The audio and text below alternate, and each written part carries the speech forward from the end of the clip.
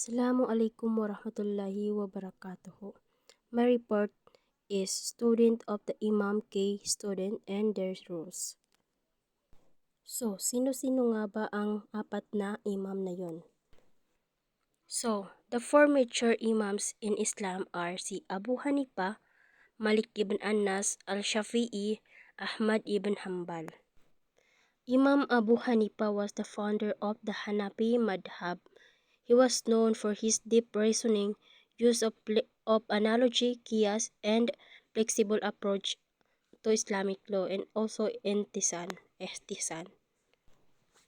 So si Imam Abu Hanifa ay isa sa pinakadakilang scholar sa kasaysayan ng Islam at ang nagtatag ng Hanafi School of Thought. Naging tanyag siya dahil hindi lamang siya umaasa sa Quran at Hadith, kundi gumagamit din siya ng lohikal na pangangatwiran sa paglutas ng mga usapin sa batas Islamiko. Dahil dito, naging organisado at flexible ang Hanafi jurisprudence na sinusunod ng maraming Muslim hanggang ngayon. Student of Imam Abu Hanifa, Imam Abu Yusuf, the Chief Justice Abu Yusuf Yaqub ibn Ibrahim al-Ansari, 731 to 798 CE, stand in perhaps the most influential of Abu Hanifa's student. So si Abu Yusuf ay isa sa pinakamahalaga na estudyante ni Imam Abu Hanifa. Ang kanyang buong pangalan ay Yaqub ibn Ibrahim al-Ansari. Naging kauna-unahang Chief Justice o Qadi al-Qudat siya noong panahon ng Abbasid Empire sa pamumuno ni Caliph Harun al-Rashid. So bakit mahalaga siya? Mahalaga siya dahil ipinapatupad niya ang Hanafi law o mga hukuman, pamahalaan, pampublikong administrasyon. Dahil dito, lalong kumakalat ang Hanafi jurisprudence sa iba't ibang bahagi ng Muslim world. So ang ambag ni Abu Yusuf is sumulat siya ng maraming aklat, ngunit ang pinakamatanyag ay ang Kitab al-Kharaj o Book of Taxation. So, ano nga ba ang tinalakay sa aklat na ito? So, makatarungang pagbuwis, responsibilidad ng mga pinuno, karapatan ng mamamayan, katarungan pang-ekonomiya sa Islam. So, naging mahalagang gabay ito sa pamamahala at sistemang pinansyal ng Islam. Imam Muhammad al-Saybani, the codifier Muhammad ibn al-Hasan al-Saybani, 749 to 805 CE. So, sino nga ba si Muhammad al-Saybani? Si Muhammad al-Saybani ay isa sa pinakadakilang estudyante ni Imam Abu Hanifa. Malaki ang naging papel niya sa pag-aayos, pagsulat at pagpreserba ng mga aral ng Hanafi School. Dahil dito, madalas siyang tawaging the codifier o tagapagtipon ng Hanafi jurisprudence. Ang kanyang ambag sa Hanafi fiqh is tinitipon ni al-Saybani ang mga legal opinions ni Abu Hanifa at isinasama rito ang mga ideya at paliwanag ng isa pang tanyag na estudyante na si Abu Yusuf.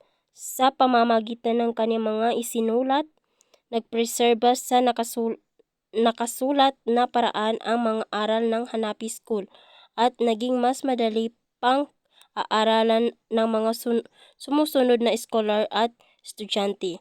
Ang kanyang mga akda ay naging pundasyon ng Hanafi jurisprudence at nakakatulong sa pagpalaganap ng Hanafi School at Muslim world. Isa sa pinakamahalagang aklat ni al-Saybani ay ang Kitab al-Arsh.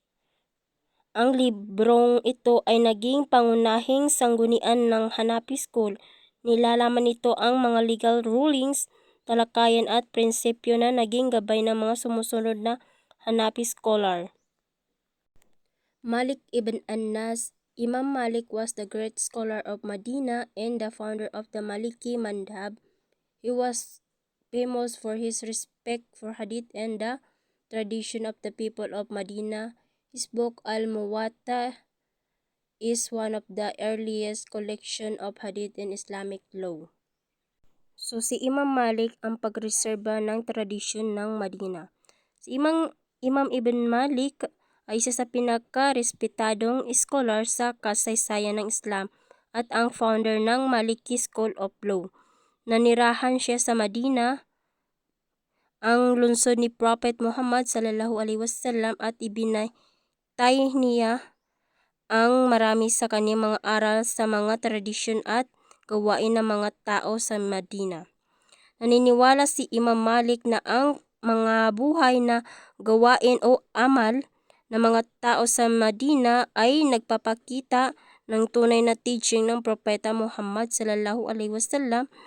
Dahil dito, binigyan niya ang malaking halaga ang mga kaugalian at tradisyon ng Medina sa paggawa ng legal rulings. Ang metodong ito ay naging isa sa mga matatanging katangian ng Maliki School.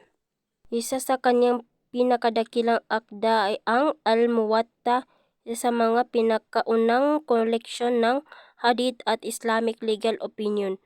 Ang aklat na ito ay naging pangunahing source ng Maliki jurisprudence at nagbigay ng matibay na pundasyon para sa mga sumusunod na scholar. Student of Imam Malik ibn Anas, Abd al-Rahman ibn al-Qasim, the Egyptian Maliki pioneer. Imam Abd al-Rahman ibn al-Qasim ay isa sa pinakamahalagang estudyante ni Imam Malik ibn Anas. Malaki ang naging papel niya sa pagreserba ng pagpapalaganap ng mga aral ng Maliki School, lalo na sa Egypt at North Africa. Dahil sa kanyang malaking ambag, nakilala siya bilang isang mahalagang pioneer o tagapagsimula ng Maliki jurisprudence. Sanun ibn Said al-Tanuki, the North African codifier. So si Sanun ibn Said al-Tanuki ay isa sa pinakamahalagang scholar ng paaralang Maliki sa Hilagang Afrika. Malaki ang kanyang naging ambag sa pag-aayos ng pagreserba at pagpalaganap ng Maliki jurisprudence o batas Islamiko. Dahil sa kanyang pagsisikap na tipunin at ayusin ang mga aral ng Maliki madhab, tinawag siyang tagapagtipon ng Hilagang Afrika ng paaralang Maliki. Imam al-Shafi'i. Imam al-Shafi'i was known as the scholar who organized the principle of Islamic jurisprudence, usul al-fiqh. He combined knowledge of hadith and reasoning in a balanced way. Si al-Shafi'i o si Imam Muhammad ibn Idris al-Shafi'i ay ang pinakamahalagang papel sa kasaysayan ng Islamic law. Pinagsama niya ang mga pamamaraan ng mga scholar mula sa Iraq at gumagamit ng mas malalim na pag-aanalisa at ang traditionalist approach ng mga scholar sa Hijaz na may nakatuon sa hadith at sunnah. Isa sa pinakamahalagang ambag ni Imam al-Shafi'i ay ang kanyang sistematikong pagpapaliwanag ng usul al-fiqh o mga prinsipyo at methodologies sa Islamic jurisprudence. Bago si Imam al-Shafi'i, maraming scholar ang gumagamit ng iba't ibang paraan sa paggawa ng legal rulings, ngunit si al-Shafi'i ang tumulong upang gawing mas maorganisado at sistematiko ang proseso ng pag-unawa at pagbibigay kahulugan ng Islamic law. Abu Yaqub al-Buwaiti, the immediate successor, Abu Yaqub Yusuf ibn Yahya al-Buwaiti, d. 846 CE. So ang pinakamahalagang contribution ni al-Buwaiti ay ang kanyang aklat na Mustasar o Compendium. Ito ay isa sa pinakaunang sistematikong compilation ng Shafi'i jurisprudence. Ismail ibn Yahya al-Muzanni, the analytical expositor, Abu Ibrahim Ismail ibn Yahya al-Muzanni, 791-878 CE. So ang pinakamahalagang gawa ni al-Muzanni ay ang kanyang aklat na Muntasar.